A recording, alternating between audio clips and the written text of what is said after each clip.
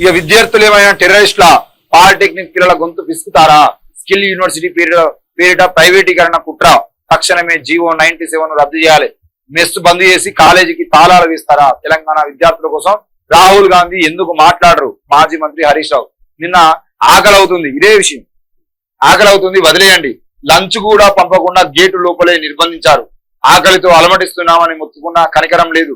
హరీష్ రావు పర్యటన నేపథ్యంలో పాలిటెక్నిక్ విద్యార్థులను నిర్బంధించినటువంటి పోలీసులు. ఏం వాళ్ళు పోరాడు ఖాళీగా వచ్చిరా, జైలుకి వచ్చిరు?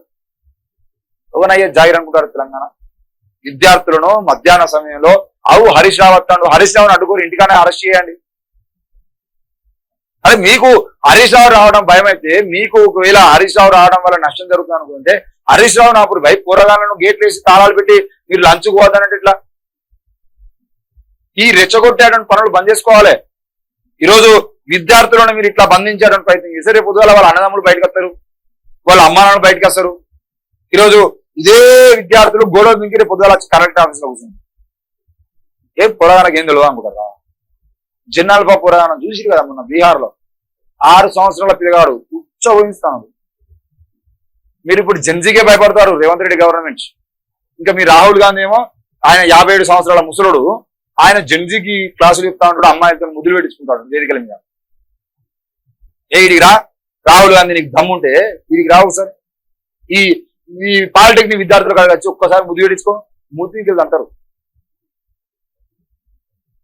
నువ్వు చేసేటువంటి రాజకీయాలు నీ పార్టీయే పాటించకపోతే ఇదేం పార్టీ ఇది? ఇది కాంగ్రెస్ అయినా అసలు? రాహుల్ గాంధీ ఏమో ప్రజాస్వామ్యము, రాజ్యాంగము అని చెప్పేసి ఏతులు కొడతా ఉంటాడు అక్కడ ఢిల్లీలో. అరే తెలంగాణలో అధికారంలోకి వచ్చి 3 ఏళ్ళు అవుతుంది, ఒకసారి రా 3 ఏళ్ల తర్వాత. నువ్వు అశోక్ నగర్కి వచ్చినావు కదా ఆనాడు నిరుద్యోగులకు సంబంధించిన విషయంలో. అశోక్ నగర్కి వచ్చి 1010 రోజులు అవుతుంది ఆడికి. 1010 1010 రోజులు అవుతుంది ఆడికి. 1010 రోజులు అయింది కదా, మరి 1010 రోజులు ఒకసారి రావాయా అని అంటే నీకు సాధ్యం కాదు. ఎందుకు వస్తలు తెలంగాణకు? నీ కాంగ్రెస్ పాలన చాలా గొప్పది అంటున్నావు కదా, మరి తెలంగాణకు ఎందుకు వస్తలు? తెలంగాణకు వచ్చేది అంటే నీ రాజకీయాలు మొత్తం నాశనం అయితే వీడికి వచ్చేది నీ చెప్పులతో కొడతారు అనేటువంటి భయం. ఒకవేళ నువ్వు వీడికి వచ్చినా కాంగ్రెస్ 100 కోట్లు ఖర్చు చేసైనా కూడా మంచోళ్ళని తీసుకొచ్చి ముద్దు పెట్టితే కావచ్చు.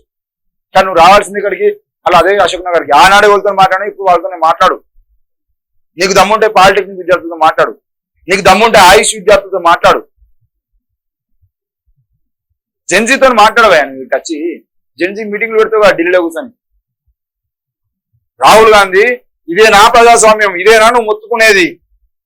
పోరాటాలకు ఆకలి అవుతా ఉందంటే ఆ ఆకలి అవుతున్నటువంటి పోరాటాలను గేట్ లోపలేసి గేట్ తాళం వేసేటువంటి విధానం మీద నువ్వు కోరుకునేటువంటి ప్రజాస్వామ్యం, నువ్వు కోరుకునేటువంటి ఈ జెన్జీ ఉద్యమం ఇదేనా?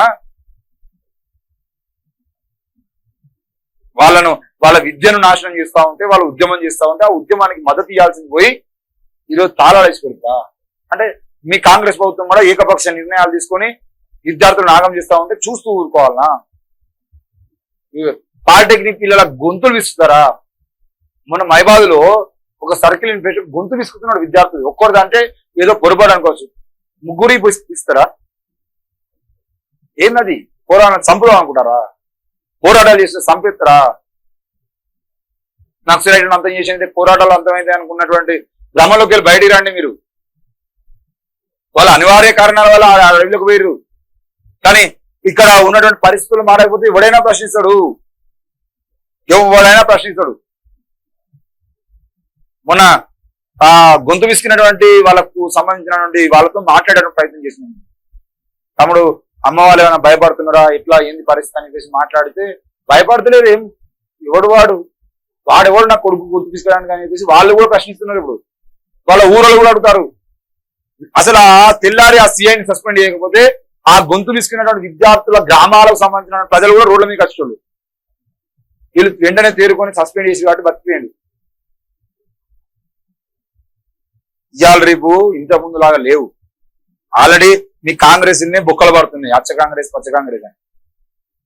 ఆఖరికి మీరు తీసుకునేటువంటి నిర్ణయాలు, గొంతులు తీసుకేటువంటి కార్యక్రమాలు మానుకోకపోతే మీ పిత్క మీద, మీ కుత్క మీద, మీ పీకల మీద కత్తులు పెడతారు. ఈ పోరాటం కాంగ్రెస్ పార్టీ కుత్క మీద, పీక మీద కత్తులు పెట్టేటువంటి రోజులు తీసుకురాదు. ఏ కత్తులు పెడతారా అంటే ఏదో హంతకులు అవుతారని కాదు. మీ కాంగ్రెస్ పార్టీకి మీ కాంగ్రెస్ పార్టీ వాడేటువంటి ఓట్లు మొత్తం కోస్తారు. కలుపు తీసినట్టు కలుపు తీసేస్తారు మీరు. జాగ్రత్త. స్కిల్ యూనివర్సిటీ పేరుట ప్రైవేటీకరణ కుట్ర. అసలు ప్రైవేటీకరణ స్కిల్ యూనివర్సిటీ ఏందని నాకు అర్థం కాదు. మీకు సాధన అయితే లేదా? మీరు దద్దమ్మ ప్రభుత్వం ఏమన్నా ఆనందమైతే చేతులు పెట్టడానికి సిగ్గుండాలి కదా కొద్దిగా. ఏ ప్రభుత్వానికి చేతనైతే లేదు. ప్రభుత్వ బడులను నడపడం చేత కాదు, ప్రభుత్వ కాలేజీలు నడపడం చేత కాదు, ఇక స్కిల్ యూనివర్సిటీ ఏర్పాటు చేయడం చేత కాదు, ఆ స్కిల్ యూనివర్సిటీని మెయింటైన్ చేయడం చేత కాదు. ఆనంద్ మహేంద్రకు అప్పే చెప్తాం. మరి ఇక మోడీ చేస్తున్నానికి మీరు చేస్తున్నానికి తేడా ఉన్నది. మీరేం కొత్తగా దిగినట్టు మాట్లాడతారు. ఇప్పుడు మోడీని విమర్శించే ముందు మీకు సిగ్గుండాలి కదా. మీరు చేసే పనుల మీకు ఒక నిర్ణయం ఉండాలి కదా. మోడీ చేసే నిర్ణయాలే మీరు తీసుకున్న తర్వాత మోడీ పాలనకు మీ పాలనకు తేడా తెలియని తర్వాత ఇక మీకు మోడీ గురించి బీజేపీ గురించి మాట్లాడారు మీకు ఇక్కడికి. దయచేసి మీ నిర్ణయాలు తీసుకునే ముందు మనం బీజేపీ ఆలోచనతో పోతున్నామా ఏంది అనేది ఒకసారి చూసుకోవాలి. లేదంటే మీరు ఎట్లా కాంగ్రెస్ బీజేపీ ఒకటే కాబట్టి అదే పాలన సాగుతుందని చెప్పండి. బుల్డోజర్ పాలన మోడీ లాగానే చేసిరు. అంటే యోగి ఆదిత్యనాథ్ ఆదర్శంగా తీసుకుని తెలంగాణలో మీరు కూడా బుల్డోజర్ పాలన చేసారు. ప్రశ్నపత్రాల లీకేజ్ కూడా మీరు కూడా చేస్తున్నారు. ఉద్యోగాల కల్పన లేదు, ఉపాధి లేదు. ఉన్న ప్రభుత్వ సంస్థల్ని ప్రైవేట్ పరం చేస్తారు. ఇక మోడీకి మీకు తేడా ఏమున్నది? మోడీ చేతిలో ఉన్నాయి మోడీ చేస్తున్నాడు, మీ చేతిలో ఉన్నాయి మీరు చేస్తున్నారు. అందుకే ఇది సైకిల్ కాంగ్రెస్ కమలం కాంగ్రెస్ అని మేము మాట్లాడేది అందుకే. ఉద్యోగుల సమస్యలను పరిష్కరించాలి. 6 DAలు పెండింగ్ లో పెట్టిన ఏకైక సర్కారు ఇదే. ఈహెచ్ఎస్ అమలు చేయకుండా జీతాల్లో కోతల ఉద్యోగులతో పెట్టుకుంటే రేవంత్ రెడ్డికి శంకరగిరి మాన్యాలు తప్పవు. మాజీ మంత్రి హరీష్ రావు అరెస్టు, హన్మకొండలో ఉద్రిక్తత. ఈ 6 DAలు పెండింగ్ లో ఉన్నాయని చెప్పేసి ఆడకల్లి పోలీసుల్లో కూడా ఉన్నాయి కదా. అరే అడుగుర్రి బాయ్ మీరన్నా. ఆడేడు అరెస్ట్ చేస్తావు మీరు అడగరు. 6 DAలు పెండింగ్ లో ఉన్నాయి. ఎవడు ఎప్పుడు ఇవ్వాలి మరి ఆ DAలు?